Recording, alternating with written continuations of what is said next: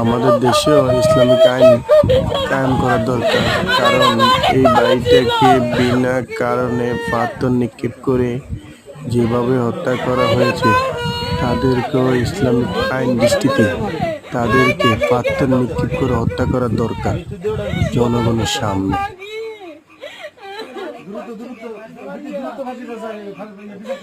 আমরা ফাঁসি চাই, যে কষ্ট করে আমার বাবারে মারছে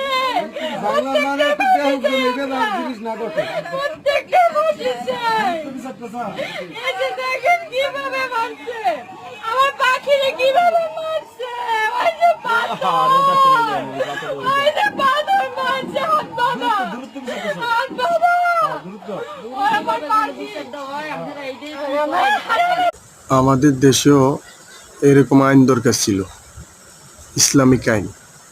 কারণ এই বাইকে যেভাবে বিনা কারণে পাথর নিক্ষেপ করে হত্যা করা হয়েছে, তাদেরকেও পাথর নিক্ষেপ করে হত্যা করা দরকার ছিল।